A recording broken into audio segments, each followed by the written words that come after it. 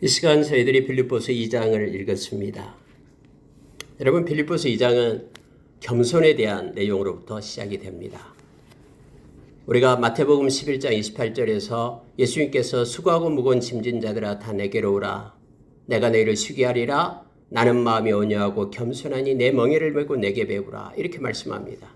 예수님 스스로 예수님이 나는 내 마음이 온유하고 겸손하다 해서 예수님의 마음을 우리에게 말해줍니다. 온유와 겸손을 말씀하십니다. 예수님은 오늘 이 바울 사도를 통해서 예수님의 마음을 갖기를 지금 말씀 우리에게 요청하고 있습니다. 겸손한 자가 될 것을 말해주고 있죠. 골로새서 3장 12절에 보면은 우리가 땅의 지체를 벗어버리고 하늘의 것을 입으라라고 우리에게 말합니다. 하늘의 옷을 입을 것을 말하는데 바로 거기에서도 온유와 겸손의 옷을 입을 것을 요청합니다. 물론 거기에는 5가지가 나오는데 긍휼과 자비, 겸손과 온유, 그리고 오래 참음의 옷을 입으라라고 이것은 하늘의 것이다라고 말합니다. 땅의 지체를 벗어버리고 말하면서 땅의 지체도 11가지 것을 앞에서 5절부터 쭉 말해주고 있죠. 그 중에 땅의 지체 중에 나타나는 것이 첫째가 음란과 그리고 부정과 사욕과 악한 정욕과 탐심 곧 우상숭배라 말하고 또 분쟁, 분노와 노여움 그리고 악의와 비방, 부끄러운 말과 거짓말 이것은 땅에 속한 자들이 가지고 있는 그들의 속성이다라고 말합니다. 이걸 벗어버리고 하늘에 있는 것을 입으라라고 말하면서 그 중에 아까 5가지 온 그거 외에도 용서하고 용납하고 사랑으로 띠를 매고 평강의 옷을 입고 감사의 옷을 입고 말씀으로 마음에 충만하게 하고 예수 그리스도의 이름의 권세로 행하라. 그렇게 17절까지 쭉 연결해서 우리에게 말해주고 있죠. 골로새서 3장에서요. 오늘 여러분 겸손할 것을 우리에게 요청하면서 이 겸손의 옷을 입을 것을 말합니다. 근데 겸손은 예수님께서 손수 그렇게 하신 거다라는 거예요. 예수님께서 하늘의 보좌를 5절부터 나오죠. 하늘의 보좌를 버리고 이 땅에 겸손하게 이 땅에 오셨다라고 얘기합니다. 어떻게 하나님이 이 종의 형체를 가지고 사람의 옷을 입고 인카네이션을 하셔서 이 땅에 오신 거예요. 그런데 죽기까지 복종했다라고 말합니다.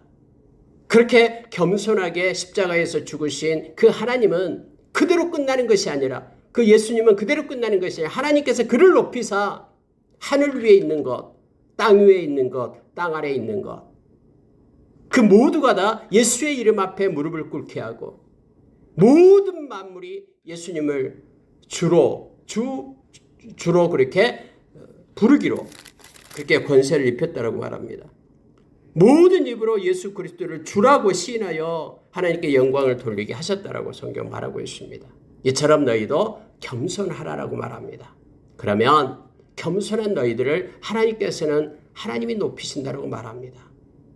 주 안에서 낮추라. 그럼 주께서 너희를 높이시리라라고 주님은 우리에게 약속해 줍니다. 그래 겸손으로부터 시작하는 것이 이것입니다. 여러분 겸손은 우리 평생 싸움입니다. 영적인 전쟁이 바로 이 겸손과의 싸움입니다. 우리가 얼마나 겸손해지는가. 사람은 자랑하고 자고하고 교만하고 오만하고 거만하고 자기를 높이려는 것이 사람이잖아요. 그게 바로 세상이 더 험해질수록 더 그렇게 나타납니다. 디모데후서 3장에서 그렇게 말하고 있잖아요.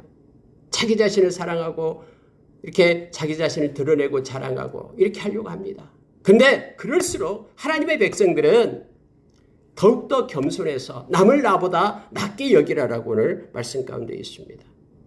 좀 더 여러분 몇 가지를 더 구체적으로 보겠습니다. 여러분 2장 1절에 한번 보십시오.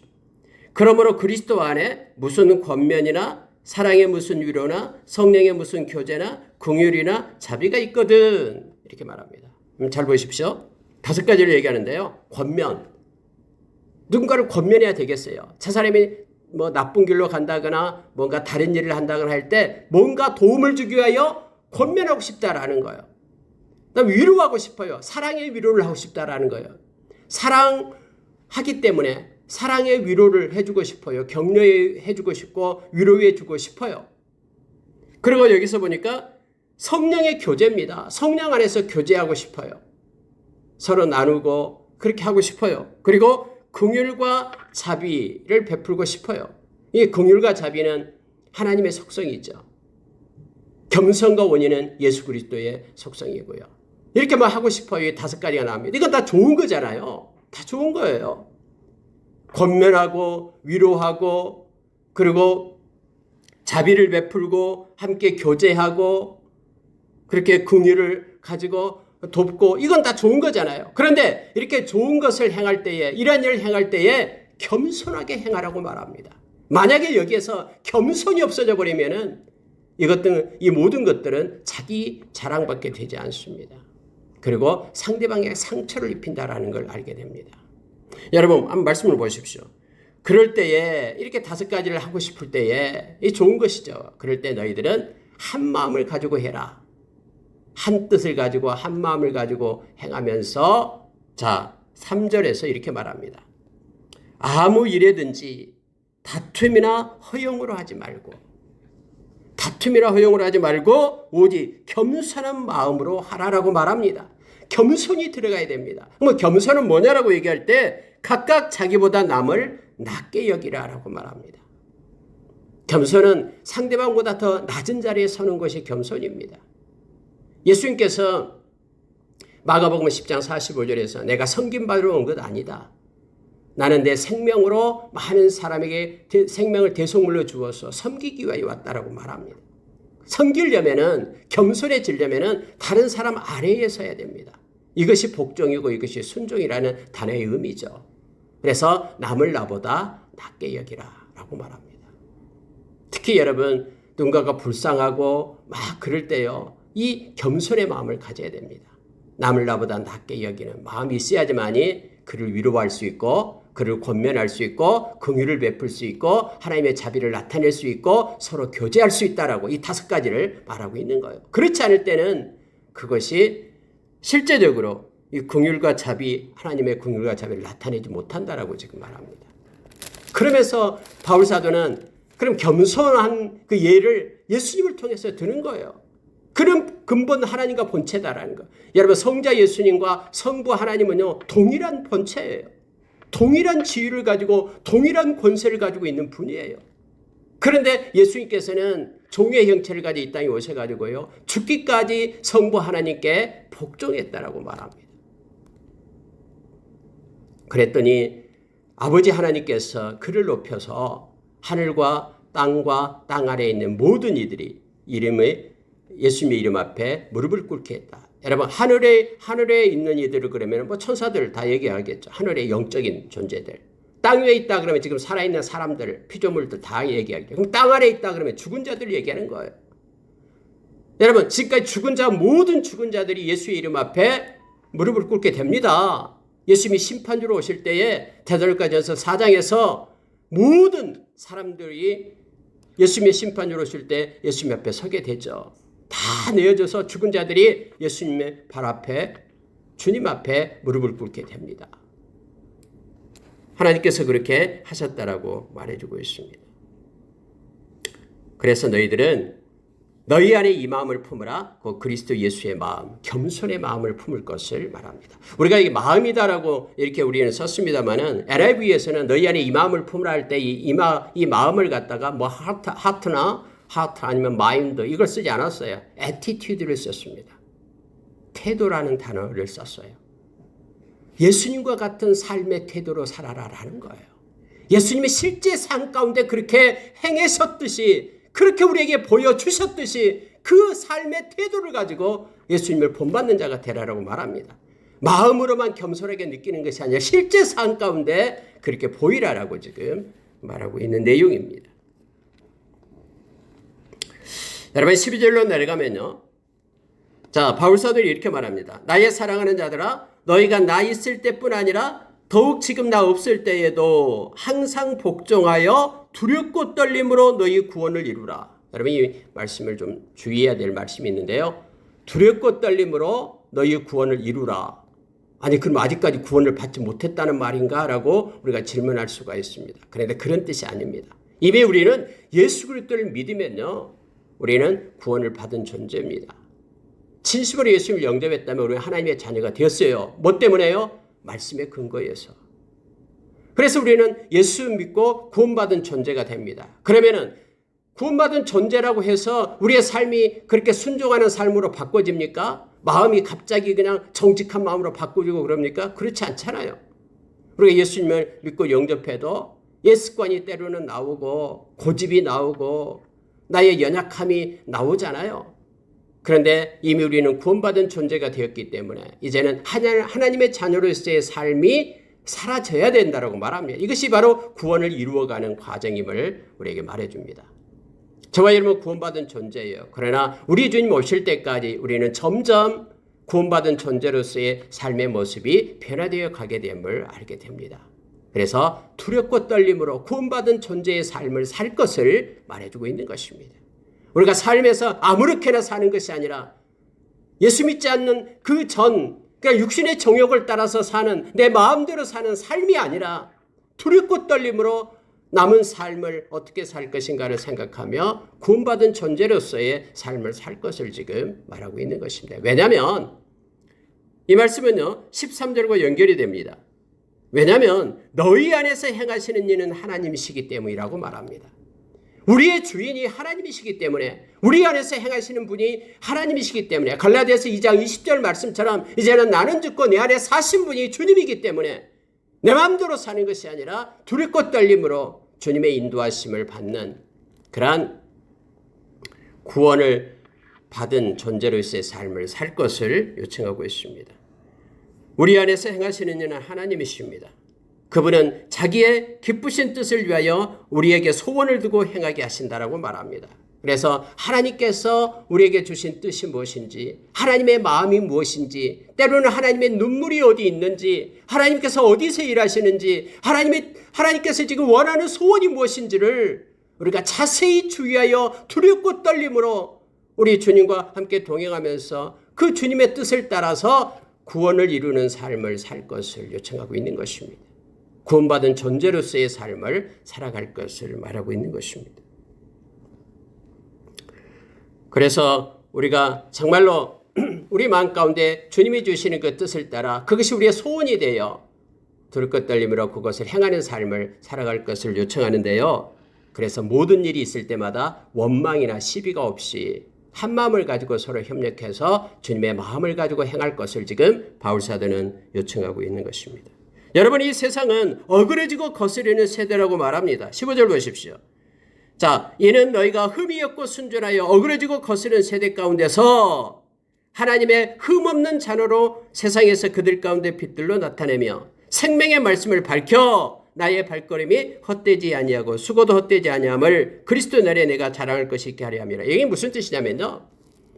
예수 그리스도 앞에 섰을 때에 이것이 나의 자랑이 되기를 원한다라고 바울사도는 말합니다. 내가 너에게 가르쳐준 하나님의 말씀을 따라 행하는데 두 가지 것을 말합니다.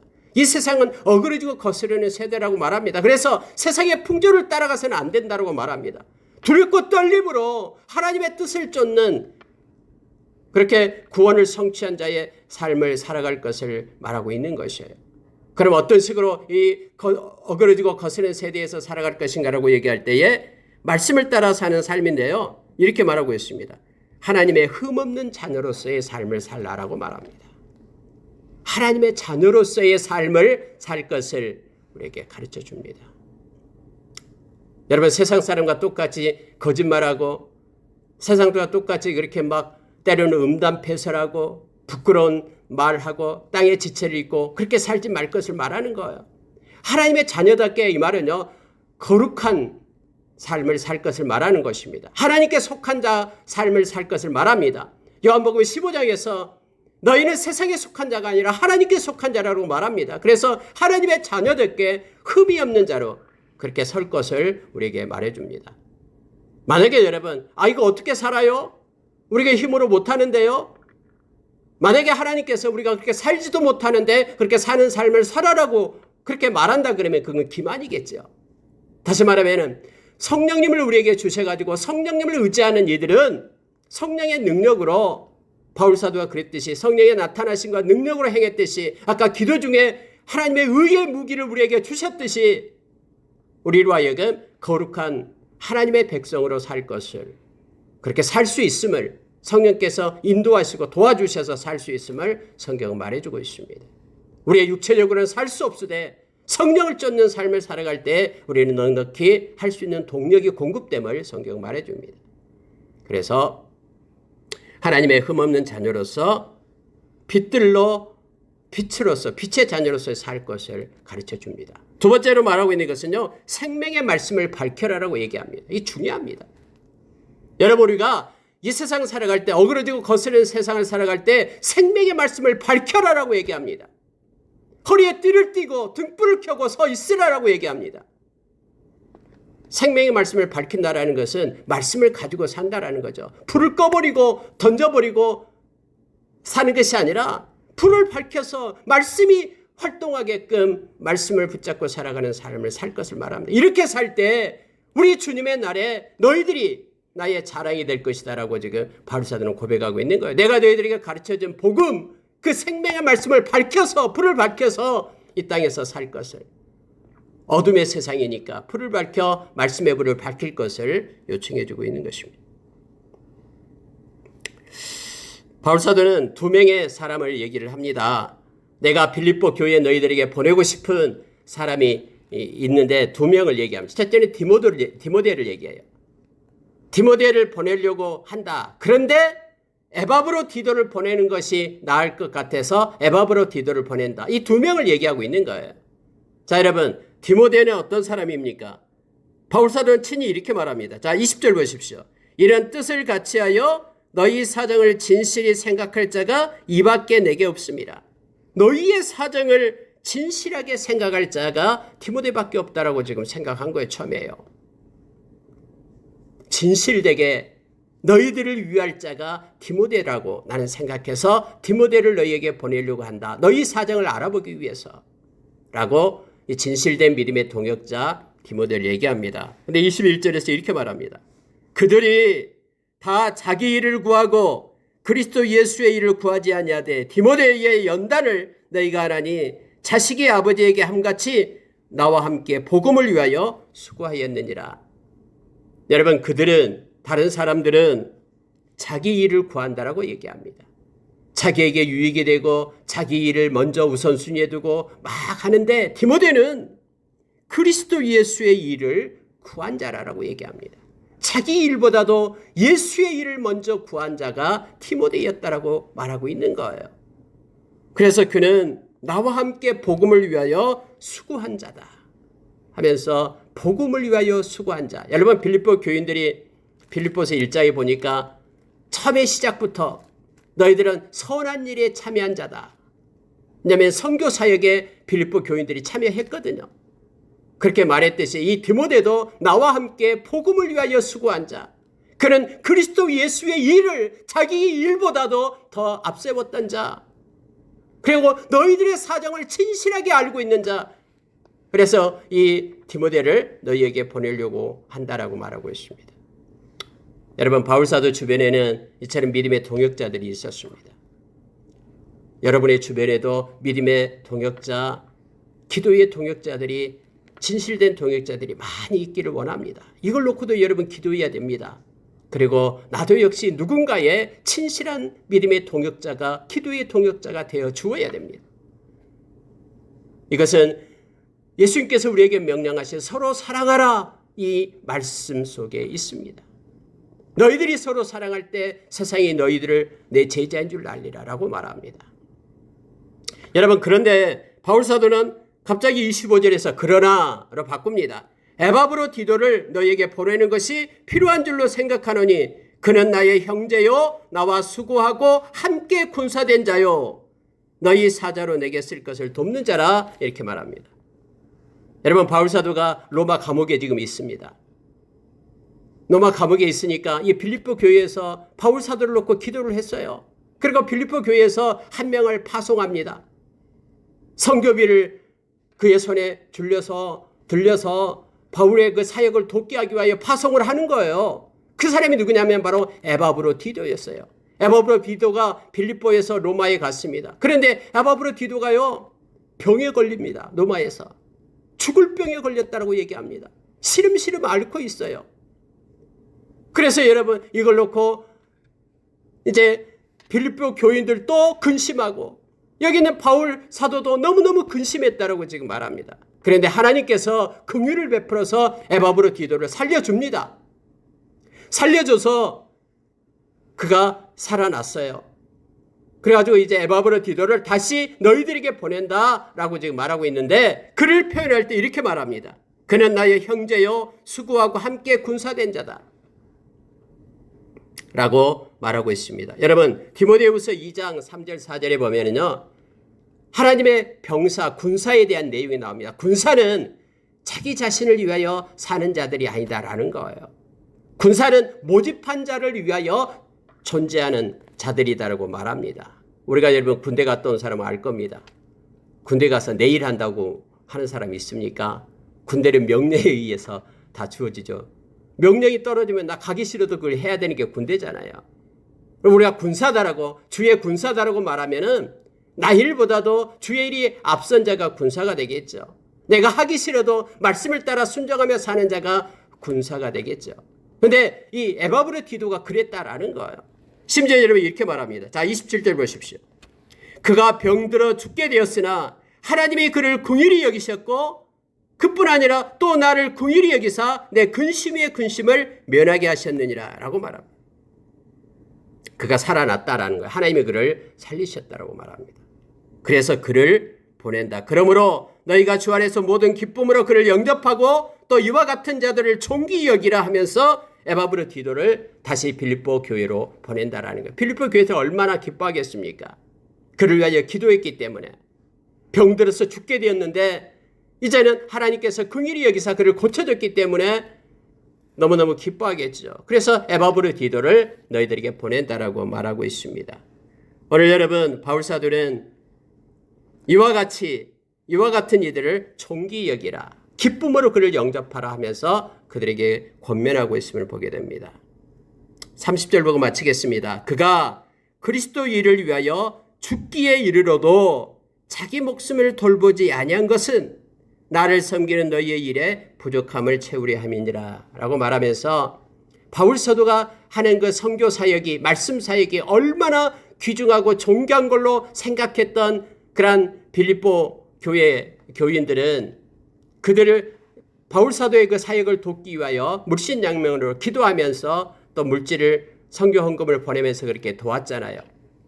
바울 사도는 그렇게 말합니다. 에바브로디도가 그리스도의 일을 위하여 죽기에 이르러도, 죽을 때 죽기까지 되었다라는 거예요. 그래도 그는 말할 때 자기 목숨을 돌보지 않았다. 죽으면 죽겠다라고 말하면서 하나님의 일, 그리스도의 일을 그가 행했다라고 말하고 있습니다. 너희들이 그렇게 기도했듯이 에바브로디도가 그렇게 충성스럽게 복음의 사역에 말씀을 전하는 데에 그렇게 열중했다라고 지금 말하면서 이러한 자들을 존귀히 여기라 하면서 기뻐하고 존귀히 여길 것을 말하고 있습니다. 여러분, 말씀을 마치겠습니다. 오늘은 빌립보서 2장에서 우리에게 말해준 것이 있습니다. 겸손하게 행하라라고 말합니다. 누구를 위로하려고 하거든, 긍휼을 베풀려고 하거든, 누구와 교제하고자 하거든, 또 누구에게 권면하고 그렇게 자비를 베풀고 이런 일을 하려고 하면은 반드시 겸손함으로 행하라고 말합니다. 남을 나보다 낮게 여기는 마음을 가지고 그것을 행할 것을 요청합니다. 또 하나는 여러분, 예수님처럼 그렇게 겸손함으로 행할 때 하나님이 하나님의 때에 우리를 높여준다라는 사실을 기억하라라고 우리에게 가르칩니다. 우리로 하여금 두렵고 떨림으로 구원을 이루라라고 우리에게 말합니다.